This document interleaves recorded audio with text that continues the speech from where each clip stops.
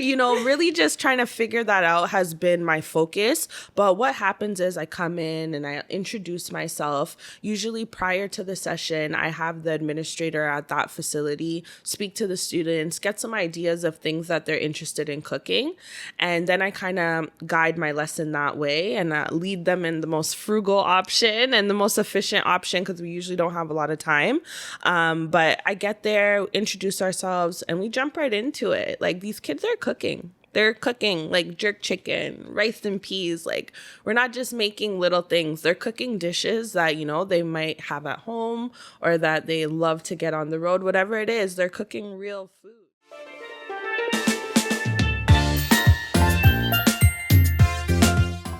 Welcome back to another episode of In We Blood. Today I'm here with Tiana, aka Aunty T, the founder of Aunty T's Kitchen, and she's also a community partner with a lot of different school boards here in Peel region and across the GTA, really bringing Caribbean foods to the schools and teaching students how to cook some of our cultural meals. So thank you, Aunty T, for being here with me today. No problem. I'm so glad to be here. Yeah, it's exciting. I've spoken to a couple people about like our cultural foods and cooking and like the significance of that, I guess, like in the home and as like a business, but I've never had, I've had one guest who does do things in the schools, but not like as their main thing. You know what I mean? So how were you able to actually get into the schools to be able to provide this service for the students?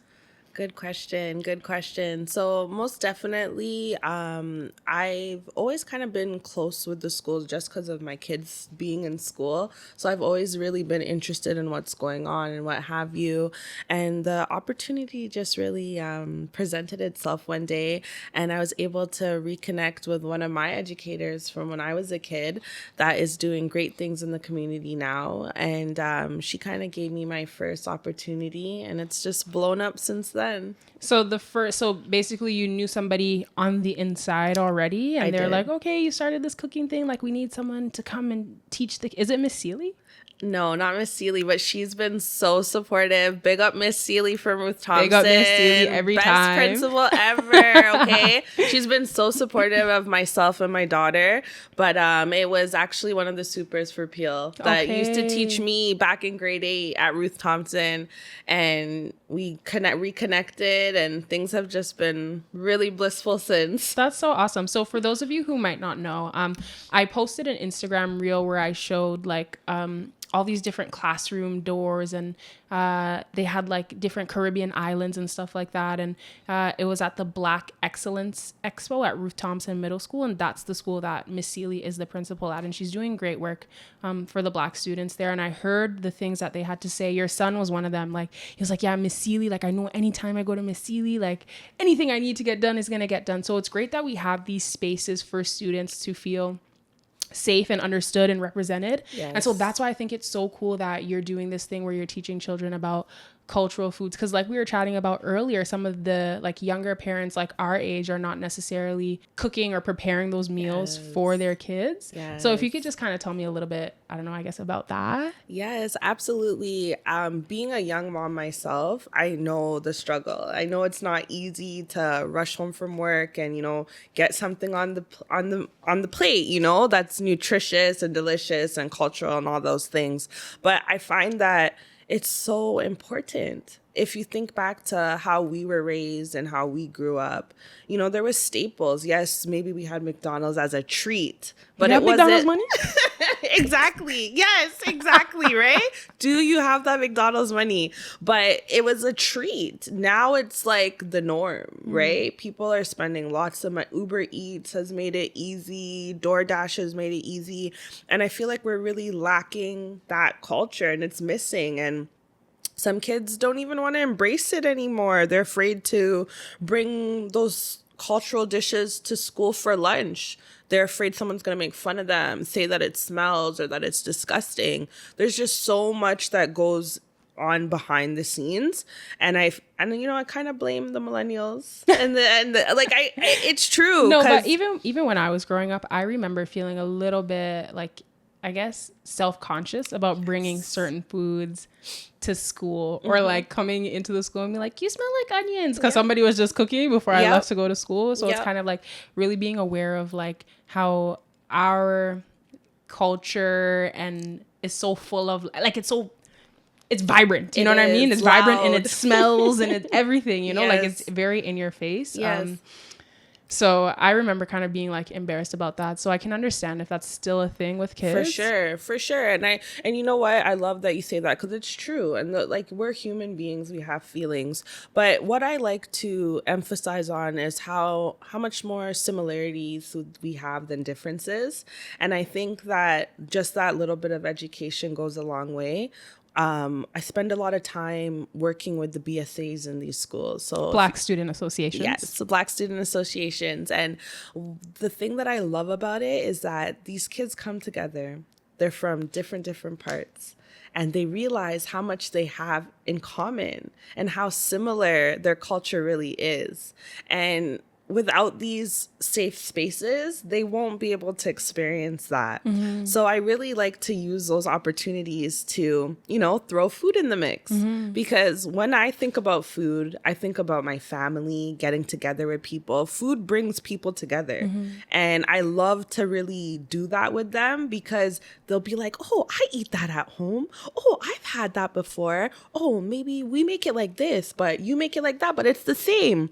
And that's when they get to really unite. And I think it's just such a beautiful thing.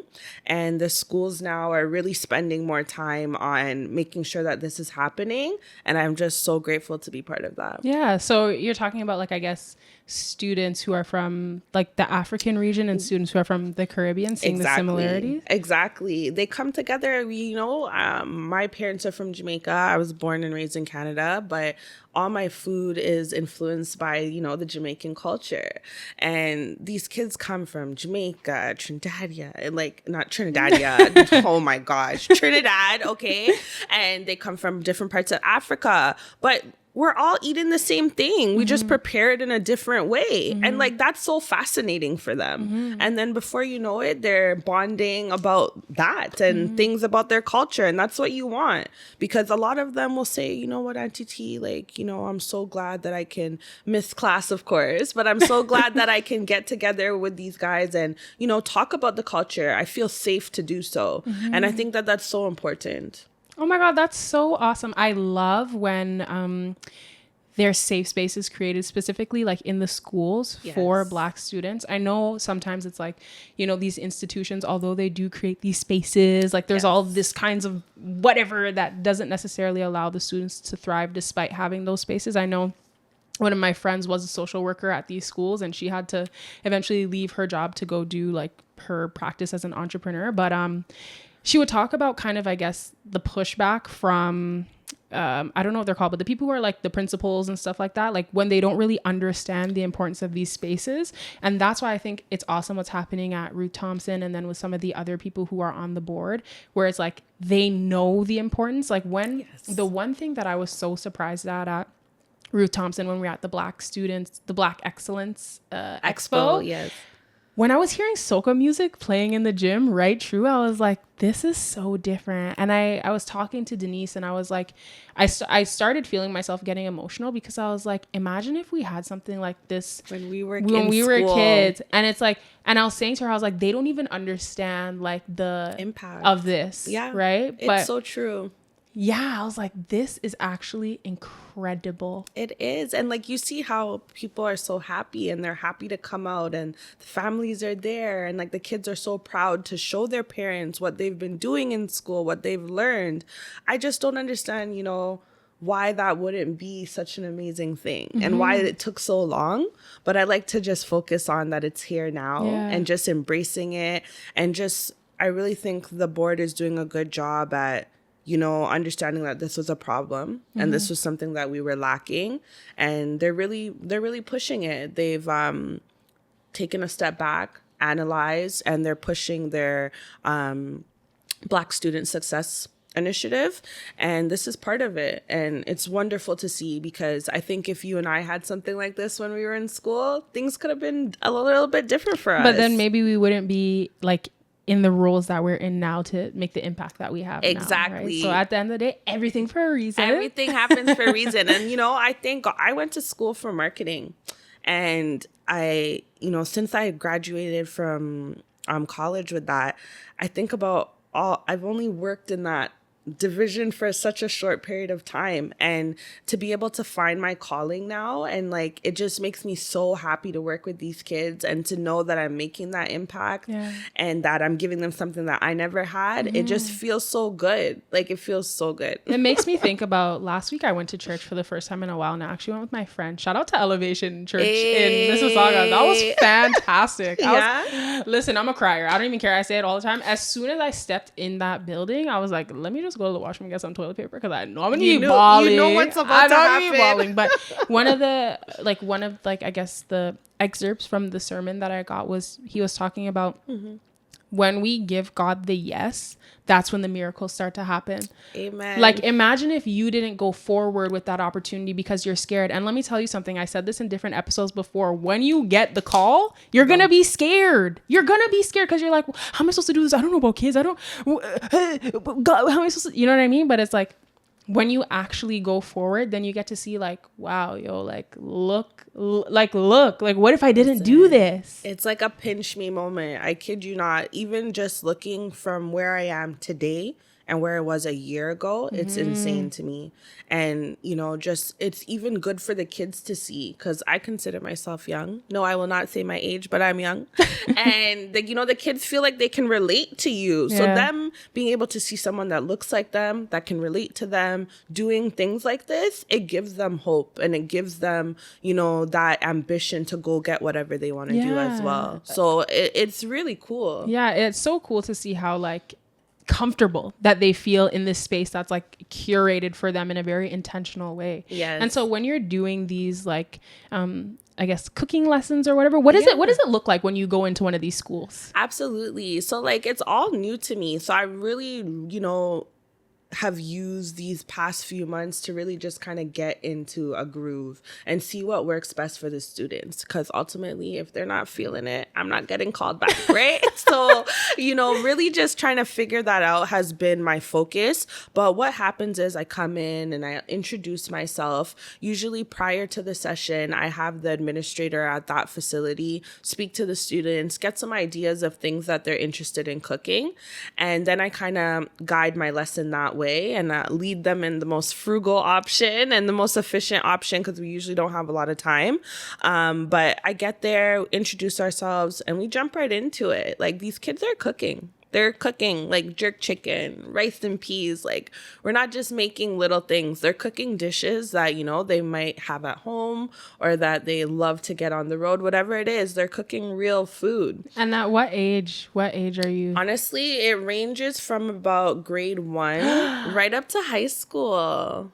Yeah. The grade oneers? The grade oneers. Of course, you have to have a little bit more patience with them and, be a little bit more understanding and maybe repeat yourself a little bit, but they're capable. I know, right? That's what I always tell my mom. Kids can do so much more than you expect. You ever see those videos with the kids in China and they're cracking egg, they're doing everything? Making full course meals and stuff. It's possible. I think what's important to know and understand is that nobody's perfect, but I think having patience goes a long way, And I always, because parents sometimes they're so adamant, they think that these kids cannot do things. And if you allow that space for them to do things, not only is it helping you, it's helping the child as well. So for me, like even before getting into the schools, I was doing this virtually. Oh, nice. Right. So I think the youngest I ever cooked with was like 4 years old. Of course, your parents have to be present for supervision and whatnot, but they are capable. Do not deny them of that. I definitely cook with my son. Like, we get the step stool and I'm like, okay, stir. I'm like, this is hot. Remember that this is hot. Safety first. Always. And they listen, they're excited to cook, actually. They are. Yeah. And, that we're touching on that. Them being in the kitchen and cooking. Listen to me, Claire people. If you have children that are picky eaters, get them in the kitchen. Because guess what? Once they make it, they're so proud of themselves. They're going to try it. and maybe even eat the whole thing. It's true. So really try. I always say that to parents. I always say, let them help you. It can be something as simple as you said, as, maybe just getting on the stool, talking to them about what this is, what that is, okay? Maybe chop this with mommy, or just start off small. You don't have to have them making like filet mignon the first night, but start them off small, right? And you'd be surprised what they can do. They can cook. I promise you they can cook. Yeah, they can. It's like, it's in their blood. It is. No pun intended. So it's really funny because I've done that before. Like if I want to get my son to eat eggs or something like that, I'm like, you want to come crack the eggs? Come open it. And they are more inclined to eat. So when it comes to cultural foods, because as parents, sometimes we can get pushback with the cultural meals because kids just want to eat like chicken nuggets and fries, pasta. Yeah, pasta and butter, right? We be knowing. We heard it all before, okay? So what would you suggest maybe are some ways that parents can kind of help to introduce cultural foods in the home? Yeah, definitely. I'd say start them early. My children, they're half Jamaican, half Ghanaian. So since they were born, like I'm talking 5 months, they're being introduced to those flavors, right? So don't shy away from them. I remember my son, when he was like maybe 1 or something like that, like he was eating curry chicken, okay? And people were like, why are you giving him this baby curry? And I was like, huh? I was so confused. I was like, what do you mean? Why am I giving him curry? If I give it to him and he has a reaction or he doesn't like it, that's fine. But if you try it in small increments and he's going fine, why wouldn't I continue to give it to him, right? I think sometimes we have these things in our mind that we think we're doing wrong. It's almost like we make it up or we heard it from somewhere and it doesn't really have any facts to it. And also, every child is different, like we were talking about earlier. Exactly. Every child is different. And how will you know what they're allergic to or what doesn't agree with them unless you try, right? And obviously within reason. Like, I'm not giving them bear to try, but like food, like you can try little things. What's the worst thing that can happen? They don't like it. And even if they don't like it, I always tell people to try it again later. Even you and I right now, think about something that you must have loved years ago that you can't stand now. Or vice versa. Or like things that when I was a kid, it was an absolute no. And today I'm perfectly fine eating it. When I was a kid, I did not like eggs at all. You see? And now you eat them. So like, I think sometimes people we put these pressures on ourselves and the kids. Like we think like they're not little humans or what. I don't know how else to say it, but you have to try, right? So when it comes to spices and stuff, and I'm not talking pepper. That's another thing. When you say spices, people just run to pepper. I'm talking about flavor, okay? Trying those different like seasonings, different curries, try, some paprika, like mix it up, try different things. What you were saying about people, I guess, being hesitant to introduce flavors early on is so true. Because I remember when my sister was a little kid, and I think my mom wanted to give her something with pepper or something like that. And I think my grandmother or whatever was like, no, like don't do that yet. My mom was like, why? Like these kids in India, they're eating this spicy food from they're so young. Like children will adapt, right? They will. And like, I think I wasn't born back home as I was born here, but like, from what I could imagine, if you're born in your home country, you're eating what they eat there. There's nothing else to eat. What else? There is no McDonald's, guy. So like, I think sometimes we just have to slow our roll. There's a lot of contradicting information available to us now. Thank you, internet. But, I think sometimes we just have to go back to our roots. Yeah. Do what our grandmas, our ancestors and stuff would have done because that's what's still working. We just neglect it for whatever reason. And the thing sometimes because as parents, sometimes it can be so frustrating, especially if your child is crying. The way how your child specifically is cry is like an alarm in your head. But yeah, so I know we were talking about, some of the things that you're doing in the classroom or whatever. So I kind of want to get back to that. I want you to paint a picture in my mind of like what that looks like when you get into the schools. Are you coming with like raw chicken? Like what is this looking like when you're coming into the schools? I know it's kind of hard to imagine it, but yes, to answer your question, I am coming with raw chicken because don't crucify me for this, people, but Caribbean people, we clean our meat. And I want them to know that. So that's how I start off. If we're cooking a meat dish, guys, come. we're going to go clean this meat right now, because that's what we do at home. And I want them to see that that's okay. There's a lot of talk right now, like, don't clean your chicken. It causes yeah, girl, that's a topic for another day. But yes, they promote not cleaning your chicken because they say that you're going to contaminate everything and what. But like, we clean right after. And again, I show the kids that we're using this area to clean this meat. And before we proceed, we're going to clean and sanitize the station. It's not difficult. It's just you have to tell them. Some of them don't know, or maybe they've seen mom and dad do it at home, but they haven't done it themselves. I always ask, anybody clean the chicken? There's usually like 1-2 people that have done it at home, but for the rest, for the most part, they haven't done that before. And that's okay. That's why I'm there to teach them. So yes, girl, I'm walking with all the raw ingredients and we're doing it from scratch. Maybe sometimes like I'll simplify a recipe, but I always present them with the full recipe so that they can make it at home.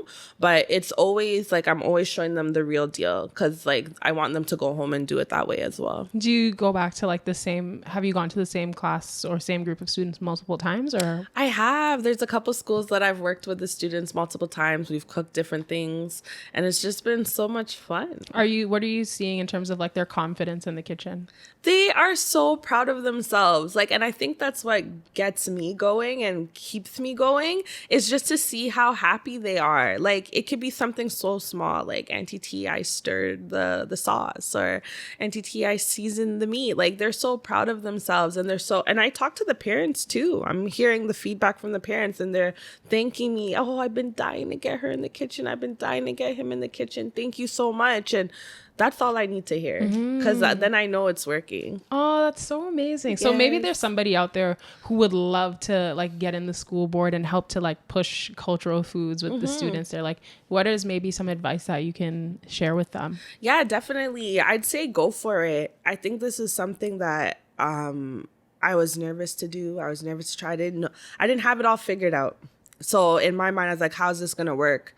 So I think it's just important to stay true to yourself and to follow your dreams. You know, like if there's something that you want to do not talk yourself out of it. Talk to the people, especially now more than ever. As I said, they're really focusing on the Black student strategy.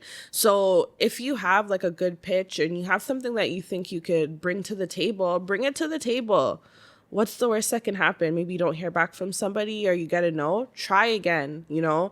Yes, I had somebody that kind of guided me in the first, but once she got me in, the rest was up to me, right? So I had to figure it out, and I'm still figuring it out. So the best advice that I can give you is, if you're waiting for like that perfect business plan and to have all your things figured out, you're wasting your time. Get started, and as you're going, you'll figure it out and perfect your craft. Yeah, it's so true. I feel like that advice is like across the board for different things. It's like there's never gonna be a perfect time. Never. Just start, just do it. Just do it. Yeah. And just then you figure it out as you go. That's literally how it goes. You will. I don't know what I'm doing. I'm scared half the time. I'm still nervous when I have to come on camera or whatever, you know what I mean? It's like, but you figure it out as you go along. And I hope that can encourage somebody to know that like, you don't have to wait for it to be perfect. You don't have to wait for the perfect camera. You don't have to wait until you graduate or whatever, you know what I mean? Like, take the time now to just take the one step now, right? 100%. And at the end of the day, you're just going to be dealing with people no matter where you go, no matter what your goal is or what it is that you want to do. You're always going to be interacting with another person or group of people. And just remember, we all put our pants on the same way for the most part. That's something that I always remind myself of. I like that one. And because sometimes we start to think, well, this person is, you know, up here and I'm just here, but don't think of yourself like that. There's nobody above you and nobody below you. It's just one, right? And would you even be relatable to the student? Exactly, right? So I think just being authentic and just really pushing yourself, you'd be surprised what can happen. Yeah. I think the cool thing about what we're talking about is it makes me start thinking about like people who have different skills or services or things like that are relevant to the culture or like kind of important to us, that we can find a way to get into the schools and then to start to push that, right? Because we always talk about the importance of education, but it's like, well, how do we educate? Like, how do we get into these systems that already exist? Exactly. Right? And like, to be honest with you, because they are trying to change the narrative, I find like they're looking for us. They don't know where to find us. So you knocking on the door, you're already halfway there, you know? They don't know where to go. They don't know where to find people like you and I. Yes, social media is great. Thank God for social media, because that's what's even been pushing this more for me.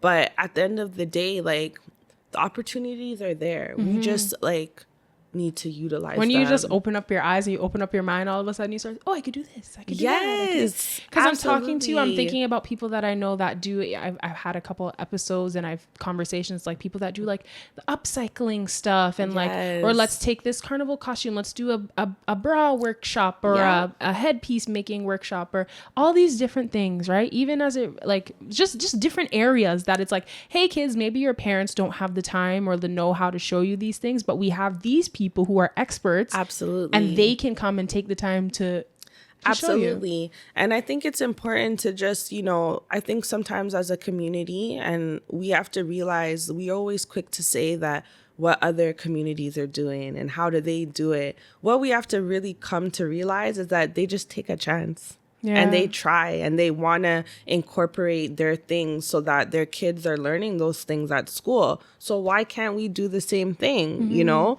if you want to see change, you have to be willing to make the change. It's true. And you'd be surprised, like, at you just taking that one first step, even if you don't know what you're doing, kind of like that ripple effect that happens, because then you inspire people, you have the impact on the students or whoever. And it's like this thing that just happened. And like we were talking about, when you say yes is when the miracle happens. Yes. It's like, so, and this is why I always tell people, like, whatever it is that God has put on your heart, just trust that and go forward with it. Is it going to be terrifying? Absolutely. Because it's like, God, you want me to do what? What'd you say? Why do I keep what? Sometimes like an opportunity will come to you and it's just like you automatically might want to be like, no, I can't do that. Yeah. Maybe you might need to say yes to that. Yes. You know what I mean? Or if there's something that you keep seeing, like you keep seeing yourself with this restaurant, you keep seeing yourself with this business, you keep seeing, maybe that's a sign that this is something, like you don't know what's on the other side if you follow that. Absolutely. Like I won't tell you, but I could tell you how many times I've said yes, not knowing what the heck I'm doing. Okay. And that's scary. And it's supposed to be scary because if it was easy, everybody would be doing it. Right. Exactly. But just taking that faith and just trusting the process, like it's been really, really good. And not to mention, like, for my kids to see me doing this, like, it's just amazing. Yeah. And I remember you have a daughter and she's doing her cookies. Yes. Diva's Cookies, y'all. Check her out. She makes a mean cookie. I'm biased, but they're good. They are good. But she does her thing. And, you know, she always tells me, she like, when I'm doing something, she's like, oh, mommy, you look like a pro, or mommy, you're a natural. And like, I'm like, babe, only if you knew. Like, mommy didn't know what she was doing and mommy was scared, but she still did it. Yeah. And I think that lesson, it will go far with her, you know, because she's watching. One thing these kids do is they're gonna watch. They might not listen to what you're saying, but they're watching what you're doing. That's for sure. 100%. And it's just like, sometimes like it goes back to like, you know, treating them like they are little humans. Like, you might think they're not paying attention, quote unquote, or they don't know what's going on. Like, sometimes she amazes me with the things that I'm like, oh, she really understood what mommy was doing there, you know? And she points that out. And again, it just reiterates to me that, you know, I'm doing something right. Yeah. And even when I spoke to your daughter, she has so much like confidence and like business. Like, I was like, oh, you can get it for $2 for whatever, or you can da, da, da, da. And she came, I think she did like a mini podcast episode when I had the podcast set up. Maybe I'll see if I can find it and send it to you. There's so many of them. But how were you kind of able to, I guess, instill, this is kind of another topic, but how were you able to instill like that confidence and like business sense into her? Did she just have it, or?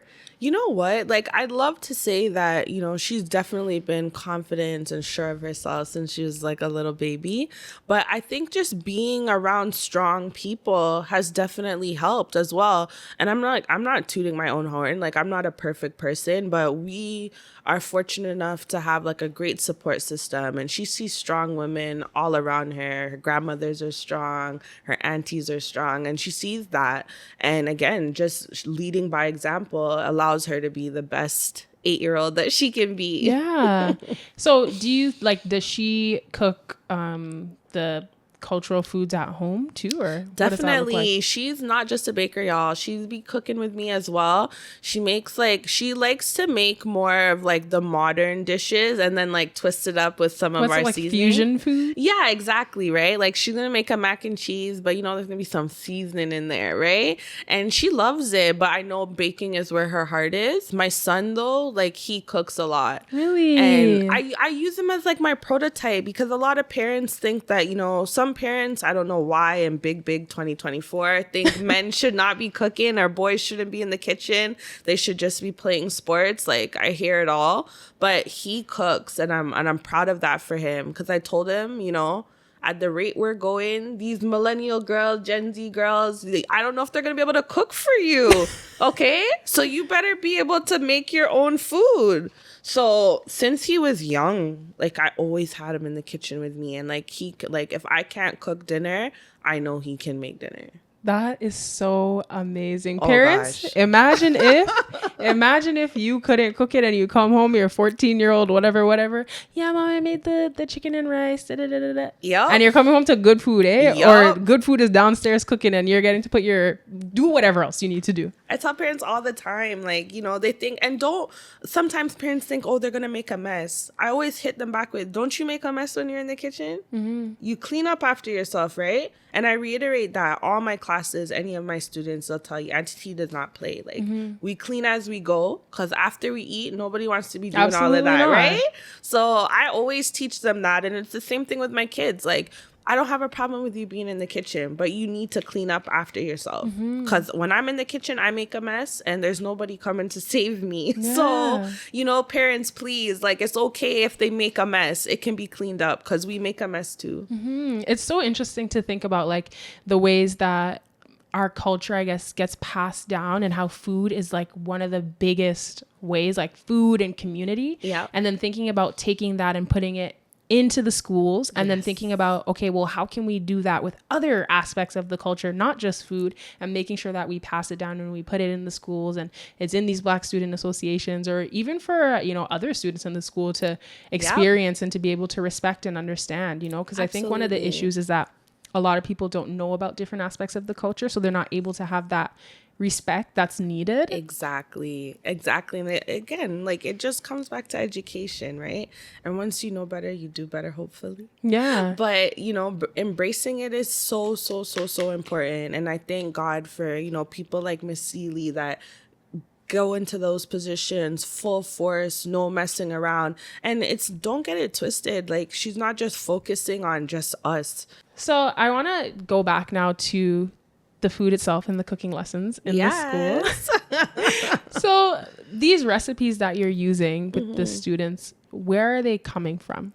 That's a good question. So, like, I like to experiment. I like to play a lot in the kitchen. So a lot of the recipes are a little bit of this, a little bit of that, all put together. To be honest with you, I don't know, maybe you're the same way, but in my household, there was never really any real measurement, okay? We season from our heart, right? So to be honest, when I had to start teaching the kids, I was finding that challenging because now I had to really be paying attention. I'm like, okay, I used 2 tablespoons of this. Like, I'm like, okay, I gotta write this down because that's not how I normally cook, right? So really just, that was challenging to say the least, but after doing it several times, it became easier. But my dishes, like, I grew up in the kitchen. My dad was an amazing cook. May his soul rest in peace. And my great grandmother was an amazing cook. My grandmas cook amazing. So I like to take little things that I learned from them or try to remember how things taste and then try to add my own twist to it. But best believe there's always some sort of Jamaican influence in my recipes, 100%. Because like that flavor, you know, like the allspice and the nutmeg and the pimento and the Scotch bonnet. Like I stay true to those flavors. So that's where they come from for sure. Nice. So you have, it's like your family recipes that you're taking and you're sharing with Definitely. these students. So it's like real thing Yes. in the school. Yes, absolutely. And that's what I love about it, because it's their reaction. They'll be like, "Oh, Auntie T, I eat this at home," or grandma makes this, and when I hear that, I'm like, yes, this is what I want. These are the conversations I want to keep going, because it's important. It's so important. And cooking is a life skill. Like, you should know how to boil water, add rice or pasta. Yeah, when people tell me they right? can't cook at their big age, I'm like, first of all, YouTube exists, eh? It's a thing. It's a thing. Think about, we're millennials. Think about how many people you know that are living on takeout food, ordering Uber Eats multiple times. Even if you just start with a HelloFresh, girl, just to kind of get you in the swing. Yes, it's possible. Like, I'm not cooking gourmet every day. Like, yes, do I enjoy a gourmet meal? Absolutely. But the reality is, I have 2 children and I have to feed them every day. And I prefer to feed them a nutritious meal that tastes delicious. So what are some of the things that you're feeding your kids? So I have, and whoever else is interested has some ideas on some of the cultural, nutritious foods we can feed our kids. Definitely. Like, I stay true to a jerk chicken. We have jerk chicken quite often, and I'll jerk just about anything. But the main guide for me, and my kids know, like, if it's not on sale, we're not eating it. And if it's not in season, we're not eating it. And they know that, like, every meal has to have a veggie. Like, that's my thing. Like, too bad. You need to have vegetables every single meal. Doesn't matter if it's on the side or if it's incorporated in the dish. I don't play around with that.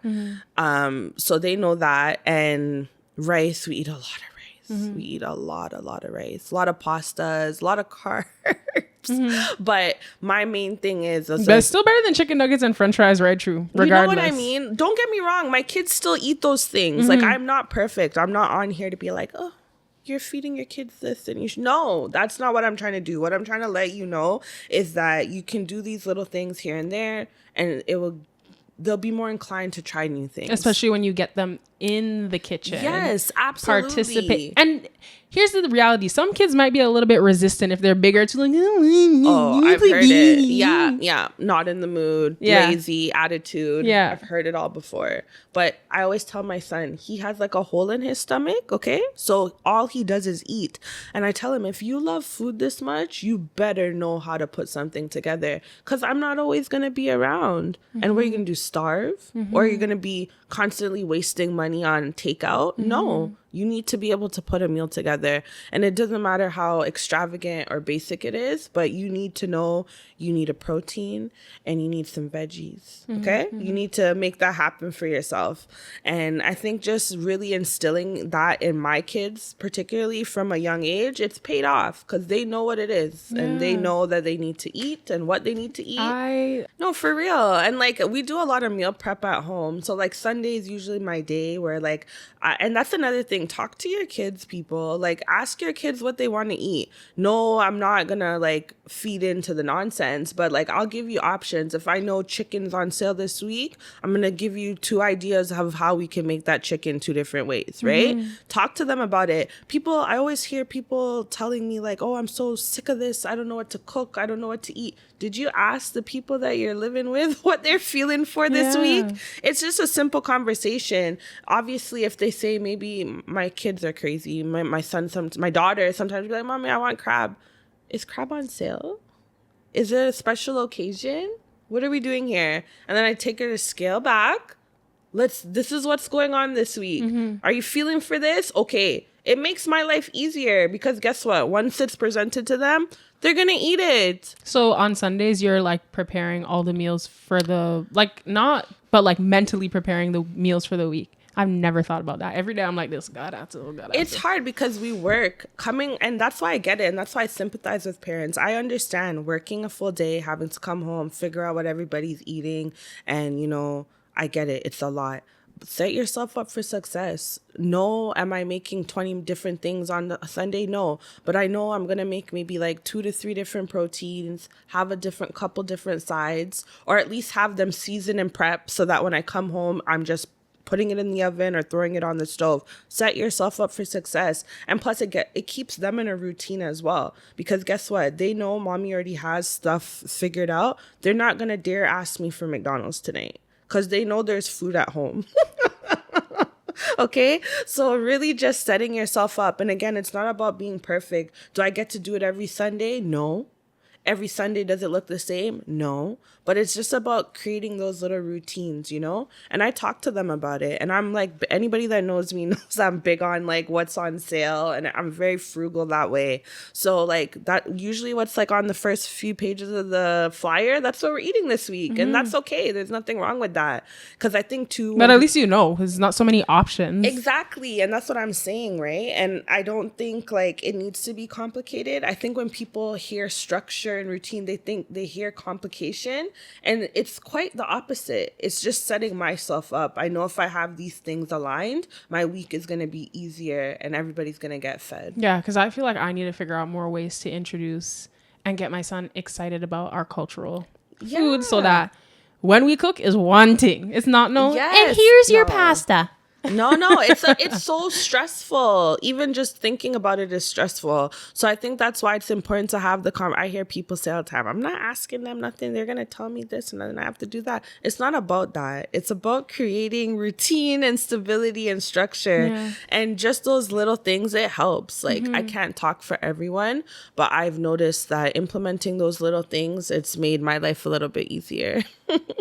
Yeah, I'm gonna see. When we're in Grenada, let me see. I've been telling him already, well, when we're in Grenada, we're gonna eat eggs. Yes. And but like you're saying, getting them involved in that process of the food. So I was like, okay, well, you remember the brown chickens? Yes. Those are the ones that the eggs come from. Would you like to see the chickens laying he's like, we're not gonna see them laying eggs. I was like, we might. But I think when we get the children like involved in like the food from a holistic perspective, not just from here's a meal, but from let's take it back to, hey, this egg actually came from that chicken. Like if you're able to go that far back. Of course. And then it's kind of like, whoa, because now it's like learning. And I think when they have that element of learning about the food, that's when they get excited about it. They do. Yeah. And that's what changes it. And that's why I always tell, like, I get it. I know life is busy and it's stressful. And some parents might be listening to this like, why is this lady giving me more work to do? But I promise you, these little things, like you might not see it now, but it will make your life easier. At the end of the day, if you have these conversations with them, you're setting them up. And once those, some kids get like a meal presented to them and they're having like a temper tantrum, that might change now because guess what? They know what's coming, right? So it's like they're mentally prepared almost. I know it sounds like a lot, but it's the truth. Well, it is going to be extra work in the beginning. For sure. But it's not. The thing is, if you don't do that extra work in the beginning, then you're always going to be their chef for their whole life because now they don't know how to do it themselves, right? You don't want to put yourself in that position, obviously. So it's kind of like, come on, let's make the food tonight. That's gonna take twice as much time. Maybe we don't have to do it every day. Maybe you come once every one in a while, so you know and you get in the swing of things, right? Yeah. So even just talking to you about this, I'm like, I'm gonna make it makes sense, right? Because when he's giving me trouble, I'm like, let me just come cook it with me. Come with me, or get them involved. Get them in the grocery store. Have a list. Okay, I need you to grab this, and this. Just include them. You would be surprised how just including them makes them feel some type of way, and it just makes life a little bit easier. And as you said, like, this doesn't have to be, I am not perfect. Do you think I'm doing this every single day? Absolutely not. But I pick a time or a day that is gonna work to set me up, because then I know for certain that whatever's thrown at me this week, at least this is taken care of. And this is a huge part of everything. Yeah, because I know, especially like even here in the diaspora, we're talking about, we have Uber Eats, we have this, we have that, we have it's not just like if we were home and it's like, yo, today we're cooking outside, or like these different things, but it's kind of like, I think getting the kids involved actually makes a big difference. And I know we keep reiterating it, but it's because I'm really taking myself and I'm like, but the thing is, sometimes as a mom, you might want to bring, like, I don't want to bring no kids to no grocery store with me. I know, for sure. And that's okay. But maybe like next week, if you have a little bit more time, bring them with you. Or even if you can't bring them with you, maybe you're not making a list, but like, as I said, I'm always going through the flyers. I want to maximize my shopping experience. So I'll be like, oh, Silas, look, like this is on sale this week. You guys feel for that? Those little things, like it helps. Why would you want to go? I'll say it like this. Why would you want to go spend your money and buy stuff that the kid is not going to eat? Why would, you know how much times parents are complaining about what they've thrown out? Well, I threw this whole thing out. They never even ate it, but they ate it last week. I bought this and it's gone to waste. Did you check in? And you're a human. I might like ice cream this week. I might not want it next week. Why do we think that they want to eat the same thing all the time? And that's what I find myself getting into now, where it's like I feel like I have these uniform foods for him because I know he's going to eat, and then he gets tired of it. And I'm like, no, that's one less thing. Right? But they're human. They're like you and I. You would not want to eat the same thing all the time, right? Yeah. So I think just being cognitive of that and remembering that sometimes we just make it harder for ourselves. Yeah. And I'm just here to help make it easier, you know? Yeah, and it's nice that we have people like you in the schools getting them excited about the food at school so that they feel confident when they go home to like, hey, this is what I learned and I want to try to make this, and can you help me? Can we go to the store? Can we buy this? Can we do that? So, and then as parents, I'm sure it feels so good, like, oh my gosh, like you said, parents are like, I've been trying to get you in the kitchen. Exactly. And even when I am teaching them and I'm talking to them, I'm always giving them like alternatives, you know? Like I'll be like, okay, maybe we did this with chicken today. Maybe when you're at home, try it with something else. Or if we use the red bell pepper, try this. Or I'm always encouraging, because I get it. You might not be able to get these things, or you might not always be able to go to the grocery store every week. I understand that. So I'm big on teaching them how to work with what we have. Because that's something that we do in the culture. That's for sure. Girl. You open up the fridge, what's there? Figure something out what's there. That's it. And it's important, especially now with like the price of groceries and how everything is. There's some parents that are not able to go to the grocery store every week. So I don't want to now add an extra layer of stress. Yeah. So I'm big on working with what we have and giving them alternatives so that they feel comfortable and confident to make something with whatever they have. Yeah. Oh my gosh, that's so amazing. I just feel like in closing, I feel like the key things that we can really take from this conversation when it comes to, you know, having children feel empowered and excited and ready to eat our cultural foods. It's not going to happen overnight, but it's about introducing them to it in a way that really gets them involved, whether that's going to the grocery store, whether that's having them come in the kitchen with you or whatever it is. If your children are older, you'll probably have a little bit more resistance. Yes. But if they're the younger, the better. Like you said, introducing the flavors and the spices from they're very young. Yeah. So like the key is like introduce it. Just introduce it. Yes. Introduce them to the kitchen. Introduce them to the flavors. Yes. Introduce them to the alternatives. Things like that. No, 100%. And it's something that I always tell my students: don't knock it till you try it. Be willing to try something. If you don't like it, we'll try it again later. But try it first. Because you'd be... And 9 out of 10 times, guess what? They like what they just tried. But if they had followed their instinct of smell and look... Oh my God. I like how it smells. I'd be like, did you even try it? How do you know you don't like something you haven't tried? Everything's spicy. It's too spicy. No, honestly, they're all the same in the best way. But you know what? It's not what you say, it's how you say it. Yeah. And just having that little bit of patience, it goes far. Yeah. So I wish all the parents all the best, you know, who are trying to get their kids more involved in cultural foods and stuff like that. And it's a journey, it's a process. Yes. And I know that one day they'll be eating and cooking all the good things. Thank you so much, Tiana. I had so much fun with you. Thank you for having me. This was great. And yes, as Tiana said, guys, just try your best. We're all trying out here. Nobody's perfect, but all you can do is try. Yeah. Oh, thanks, Auntie T. You're welcome.